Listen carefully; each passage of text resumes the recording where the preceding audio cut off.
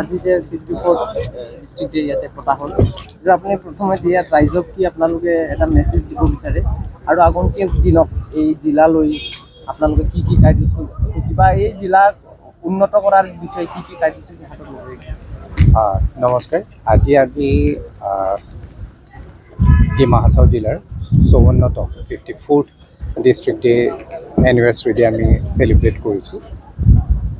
আমি বহুত দূৰ আহিছোঁ, 54 ইয়াৰ্ছ আমি আহিলোঁ আৰু ইমানখিনি দিনত আমি যিখিনি কৰিলোঁ সেইখিনি আমি অনাগত দিনবিলাকতো আগবঢ়াই লৈ যাবৰ কাৰণে আমি পৰিকল্পনা যুগুত কৰিছোঁ। আপোনালোকে সকলোৱে জানে যে ডিমা হাছাও এখন 6 চেডুল ডিষ্ট্ৰিক্ট। চ' আমাৰ ইয়াত এটা কাউন্সিলো আছে। কাউন্সিল আৰু ডিষ্ট্ৰিক্ট এডমিনিষ্ট্ৰেশ্যন জইণ্টলি সকলো ধৰণৰ ডেভেলপমেণ্ট কাম আমি প্ৰপাৰলি কৰিম।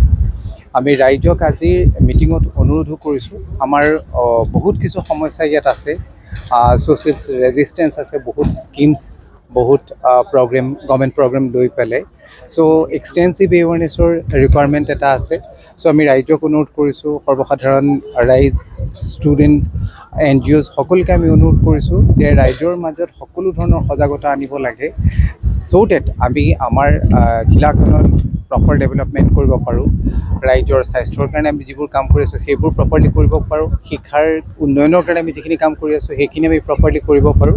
সকলো ৰাইজে যাতে এই বস্তুবোৰ চৰকাৰী আঁচনিসমূহৰ সুবিধাসমূহৰ সুযোগ ব্যৱহাৰ কৰে, তাৰ কাৰণে আমি আজি জিলাৰ এই দিৱসত অনুৰোধ জনাইছোঁ আৰু আমি সকলোৰে পৰা সহযোগিতা আশা কৰিছোঁ যাতে আমি জিলাখনক অনাগত দিনবোৰত উন্নয়নৰ কাৰণে আগবঢ়াই লৈ যাব পাৰোঁ। ধন্যবাদ।